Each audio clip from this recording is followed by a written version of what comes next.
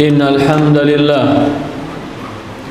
نحمده ونستعينه ونستغفره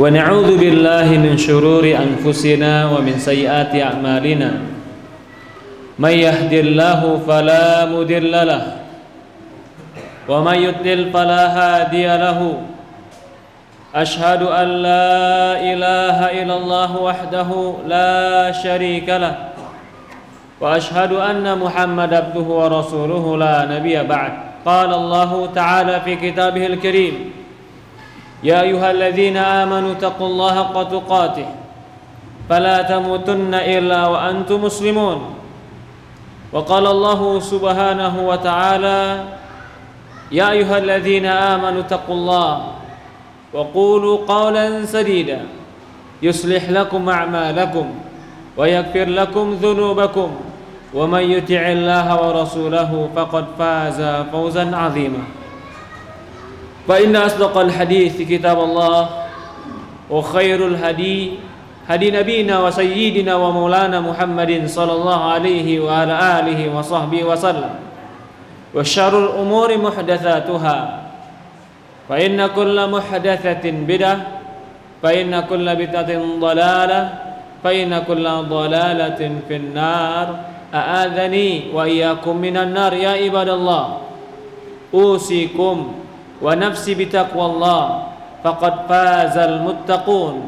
Para hadirin jamaah salat Jumat yang dimuliakan dan dirahmati oleh Allah Subhanahu wa taala, segala puja dan puji syukur selalu kita panjatkan hanya kepada Allah Subhanahu wa taala Rabbul Alamin, serta salawat dan salam selalu kita curahkan kepada baginda Nabi kita Muhammadin sallallahu alaihi wa ala alihi wa sahbihi wasallam, kepada keluarganya, kepada para sahabatnya, juga orang-orang yang mengikuti dan mencintainya ila yaumil qiyamah. Ya ibadallah, usikum wa nafsi bitaqwallah faqad fazal muttaqun.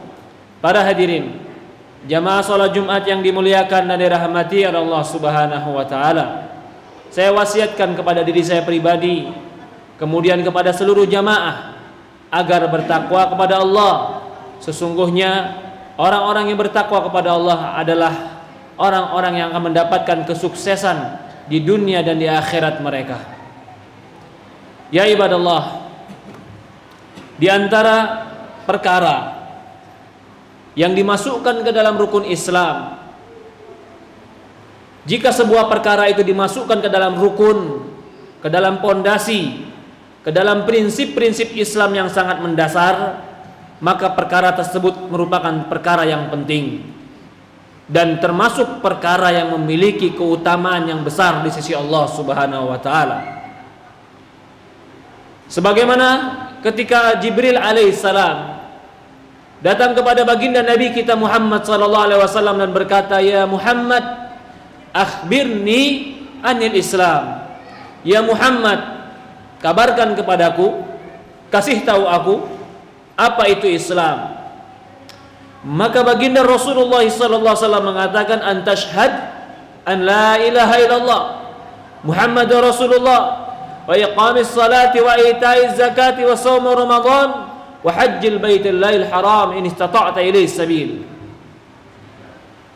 Kata Rasulullah sallallahu alaihi wasallam, Islam itu adalah syahadat la ilaha illallah Muhammadur Rasulullah, mendirikan salat, menunaikan zakat, puasa Ramadan, dan haji ke Baitullah jika engkau mampu melakukan itu. 5 perkara ini perkara yang sangat prinsipil dalam Islam: syahadat, salat, zakat, puasa Ramadan, dan haji. Tetapi haji dikatakan man istata'a ilaihi sabil. Haji itu dikaitkan wajibnya bagi mereka yang mampu. Maka di dalam Al-Quran Allah Subhanahu wa ta'ala berfirman pada surat Al-Imran ayat 97, "Walillahi 'alan nasi hajjul bait man istata'a ilaihi sabil faman kafar fa innallaha ghaniyyun 'anil 'alamin." Kata Allah Subhanahu wa ta'ala, walillah, milik Allah, hak Allah, alan nas, kewajiban bagi manusia. Dikaitkan di sini, ini merupakan hak Allah dan merupakan kewajiban alan nas. Ala di sini di atas manusia, artinya kewajiban kalian. Sebagaimana ketika Allah berfirman, kutiba alaikum asyam, dikatakan ala, diterjemahkan wajib bagi kalian. Maka begitu pula ketika Allah mengatakan walillahi 'alan nasi hajjul baiti man istata'a ilaihi sabil, milik Allah, bagi Allah lah kewajiban manusia untuk melakukan haji bagi mereka yang mampu melakukan perjalanan itu. Faman kafar, barang siapa yang tidak mau, yang berpaling, fa innallaha ghaniyun 'anil 'alamin, Allah Subhanahu wa taala maha kaya dari isi semesta alam ini. Di dalam ayat ini Allah Subhanahu wa taala mewajibkan bagi seorang itu melakukan haji. Suatu hari pernah seorang sahabat berkata, "Ya Rasulullah, akullu sanah? Apakah haji ini wajib bagi kami setiap tahun?" Rasulullah SAW mengatakan, kalau seandainya aku katakan iya, maka bisa jadi haji ini wajib setiap tahun.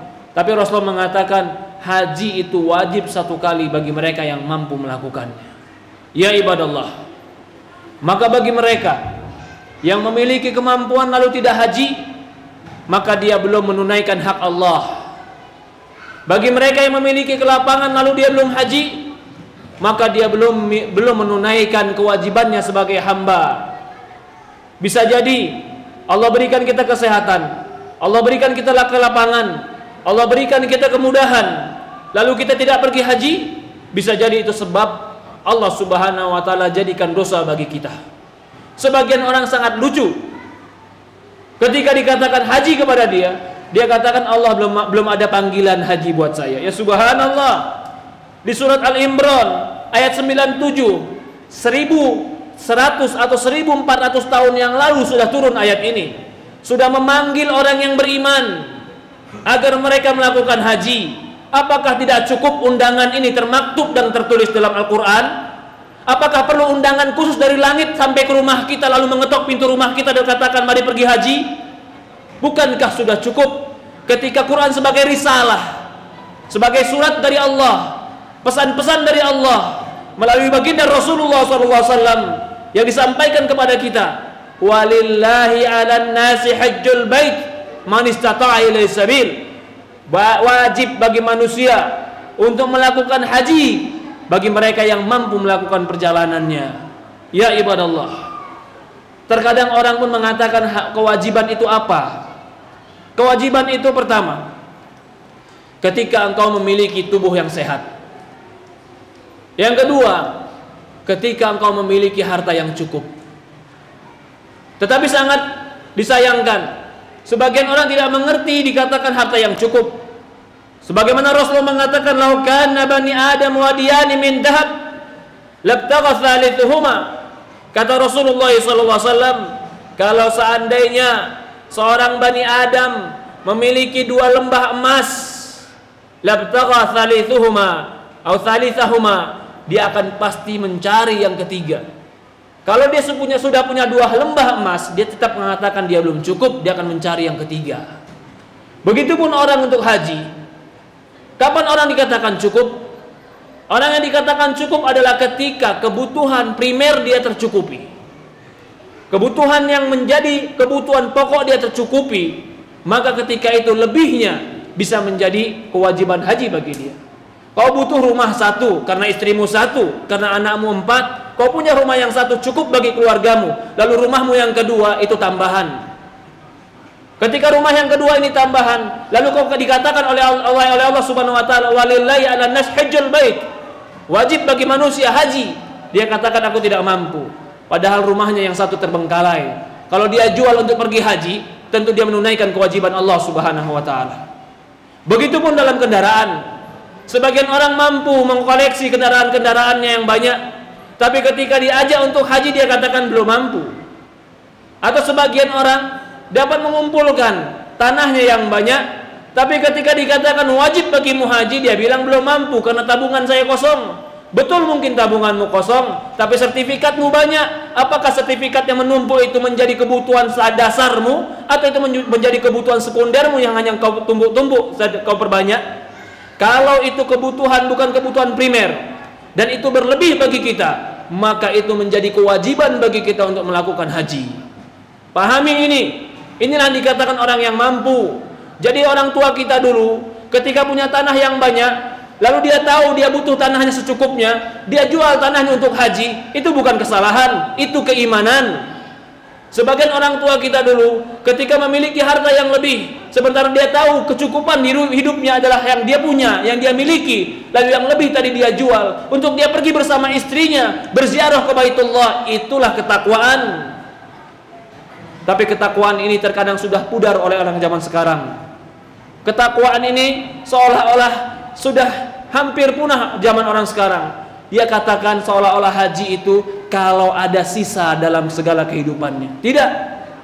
Ketahuilah, walillahi 'alan nasi hajjul bait man istata'a ilaihi sabil. Kata Allah Subhanahu wa taala, wajib bagi manusia untuk melakukan haji bagi mereka yang mampu melakukan perjalanan. Selain kekuatan fisik, kekuatan harta, juga diinginkan adalah kemampuan dalam waktu. Ya ibadallah, orang yang haji dan hartanya dia gunakan untuk haji tidak akan pernah merugi. Kenapa dia tidak pernah merugi? Karena haji itu haji itu adalah berziarah. Ada yang mengartikan, sebagian ulama mengartikan haji itu artinya berziarah. Ketika engkau habiskan uangmu berziarah ke Baitullah untuk bertemu dengan Baitullah, rumah Allah, lalu engkau sholat di sana, lalu engkau puasa di sana, lalu engkau wukuf di sana. Ketika engkau bertamu ke rumah Allah, maka hartamu tidak akan pernah sia-sia. Engkau bertamu kepada yang maha kaya, engkau bertamu kepada raja, engkau bertamu kepada yang maha pemurah. Kalau seandainya engkau bertamu ke rumah keluargamu yang kaya, ketika kau pergi ke sana engkau akan dibekali pulangnya oleh dia. Bagaimana lagi dengan Allah yang maha kaya, yang maha baik, yang maha pengasih lagi maha penyayang? Maka itu baginda Rasulullah SAW mengatakan dalam sebuah hadis, ketika Rasul mengatakan tabi'ul bainal haji wal umrah, ikutilah, iringilah antara hajimu dengan umrah. Fa innahuma, kata Rasulullah SAW, fa inna mutaba'ata bainahuma tanfinil faqr wal dzunub. Kata Rasulullah SAW, karena kalau kau ikuti hajimu dengan umrohmu, sesungguhnya kedua tersebut akan menghilangkan dan melenyapkan kefakiran dan dosa-dosa dari dirimu. Rasulullah mengatakan, orang yang pergi haji atau pergi umroh itu akan menghilangkan kefakiran karena dia sedang berziarah kepada Allah yang maha kaya. Kalau seandainya kita punya keluarga yang jauh, dia mau ke rumah kita dengan dia jual kambingnya, lalu dia ke rumah kita hanya ingin berziarah kepada kita, apa yang kita rasakan ketika itu? Mungkin kita akan ladeni dia, kita akan hormati dia, bila perlu pulangnya kita akan antari dia, kita akan bekali dia. Bagaimana lagi dengan orang yang ingin berziarah ke Baitullah, ke rumah Allah? Apakah mungkin Allah sia-siakan dia? Allah telantarkan dia? Allah habiskan hartanya? Allah maha kaya, Allah akan ganti kebaikan untuk dia. Ya ibadallah, para hadirin jamaah yang dimuliakan dan dirahmati Allah Subhanahu wa taala. Dikatakan oleh para ulama, kalau seandainya uangmu yang kau habiskan untuk haji dan umroh itu cuman dibalas dengan pahala solatmu yang dilipat gandakan 100.000 kali lipat, maka kau tidak akan pernah rugi. Tidak diganti uang sama Allah, tidak diganti dengan yang lain, tapi Allah ganti setiap solatmu dilipat gandakan menjadi 100.000 kali lipat. Rugikah kita ketika uang kita habis tapi solat kita diganti dengan 100.000 kali lipat? Orang yang beriman mengerti surga itu lebih tinggi, pahala itu lebih besar, akhirat itu lebih baik dan lebih kekal. Kecuali mereka yang selalu berorientasi dunia, mereka akan katakan rugi karena orientasi mereka dunia. Mereka akan katakan bangkrut karena menurut mereka keberuntungan itu adalah harta, dan itu bukan sifat seorang mukmin. Ya ibadallah, para hadirin jamaah yang dimuliakan dan dirahmati Allah Subhanahu wa taala, umur tidak ada yang tahu. Kepastian berapa usia kita tidak ada yang tahu. Allah tidak pernah katakan yang tua pasti mati, yang muda pasti hidup. Allah tidak pernah katakan laki-laki akan panjang umur dan perempuan yang pendek umur. Tapi kesempatan jika telah datang, jangan pernah disia-siakan. Kesempatan waktu, kesempatan harta, kesempatan kesehatan, maka manfaatkan kesempatan sebelum hilang kesempatan ini. Ya ibadallah, para hadirin jemaah salat Jumat yang dimuliakan dan dirahmati Allah Subhanahu wa taala.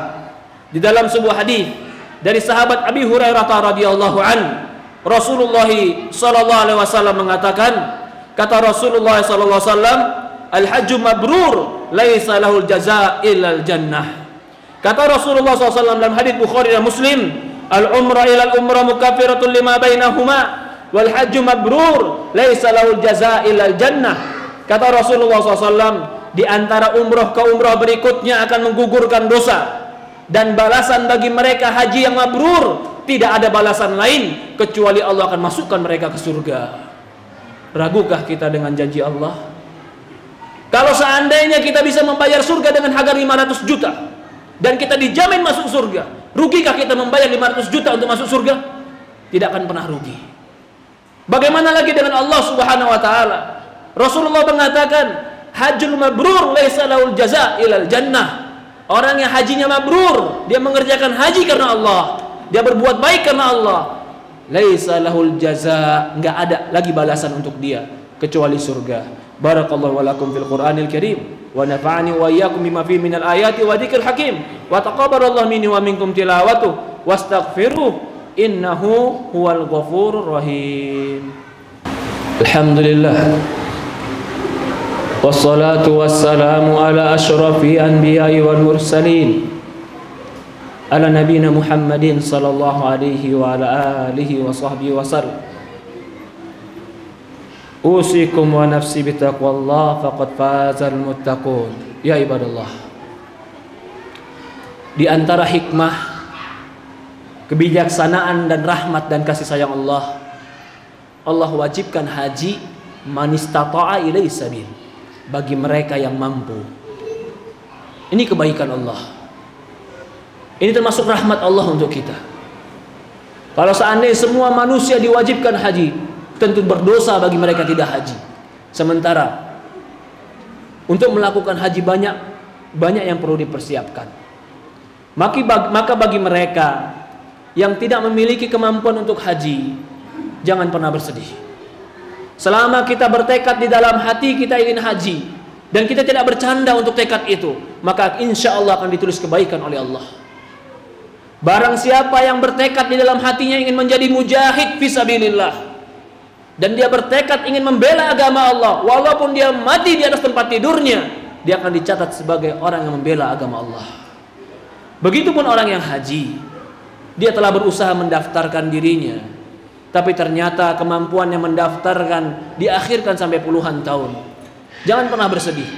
Man hamma bihasanatin falam ya'malha falahu bihasanatin kamilah. Kata Rasulullah SAW, barang siapa yang bersemangat untuk melakukan kebaikan dan berkeinginan kuat melakukan kebaikan, tapi tidak mampu melakukannya, bukan karena dirinya, tapi karena keadaannya. Apa kata Rasulullah? Falahu hasanatan kamilah, bagi dia kebaikan yang sempurna. Tetapi terkadang sangat tipis. Orang yang mampu dengan orang yang tidak mampu, itu terkadang kembali kepada kejujuran kita. Orang yang betul-betul serius mau haji, atau orang yang sekedar niat yang terbetik tapi tidak serius mau haji, itu kembali kepada kejujuran kita. Kalau kita betul-betul sudah bertekad kuat, menempuh jalan, berusaha semampu kita, lalu Allah takdirkan tidak bisa berangkat, mudah-mudahan dicatat sebagai amal soleh. Tapi kalau ternyata karena kemalasan kita, atau mungkin karena meremehkan, atau menggampangkan, atau bahkan mungkin tidak memperdulikan, lalu kita katakan saya belum mampu dan saya belum dipanggil oleh Allah, kita katakan jangan katakan itu. Jangan katakan itu. Ya ibadallah, di antara amalan yang juga bisa kita lakukan, yang amalan ini bisa senilai dengan orang-orang yang haji bagi mereka yang tidak mampu haji, adalah dalam sebuah hadis. Kata Rasulullah SAW dalam sebuah hadis, man shallal fajr fi jama'atin thumma qa'ada yadhkurullaha hatta tatlu'i syams thumma shalla raka'atain kanat lahu ka ajri hajjatan wa umratan tamatan tamah. Rawahu Tirmidzi dari hadis Anas bin Malik radhiyallahu an. Rasulullah mengatakan, barang siapa yang sholat subuh berjamaah, kemudian dia duduk di tempat sholat subuhnya, berzikir kepada Allah sampai terbitnya matahari syuruk, kemudian dia sholat 2 rakaat, maka pahala dia bagaikan orang yang haji dan umroh sempurna tidak dikurangi. Ini salah satu keutamaan, kemurahan Allah kepada kita. Ketika kita tidak mampu, Allah berikan jalan-jalan yang mudah bagi kita untuk tetap mendapatkan keutamaan besar ini. Maka para jamaah yang dimuliakan dan dirahmati Allah Subhanahu wa taala, bagi kita yang mampu untuk mengerjakan haji, maka kerjakanlah. Bagi kita mampu secara finansial, maka persiapkanlah. Bagi kita mampu secara fisik, maka gunakan fisik kita untuk ketaatan kepada Allah. Allahumma sholli ala Muhammad wa ala Muhammad kama shallaita ala Ibrahim wa ala Ibrahim innaka Hamidul Majid. Allahumma barik ala Muhammad wa ala Muhammad kama barakta ala Ibrahim innaka Hamidul Majid. Allahumma arinal haqqa haqqan warzuqna ittiba'ah wa arinal batila batila warzuqna tinabah. Allahumma nas'alukal huda wat tuqa wal afafa wal ghina ya muqallibal qulub tsabbit qulubana ala dinika wa tsabbit qulubana ala ta'atik. Allahumma a'inna ala dzikrika wa syukrika wa husni ibadatik. Rabbana ighfir lana wa liwalidayna warhamhuma kama rabbayana shaghira. Rabbana ighfir muslimina wal muslimat wal mu'minin wal mu'minat bi rahmatika ya arhamar rahimin. Rabbana atina fid dunya hasanah wa fil akhirati hasanah wa qina adzabannar. Walhamdulillahi rabbil alamin.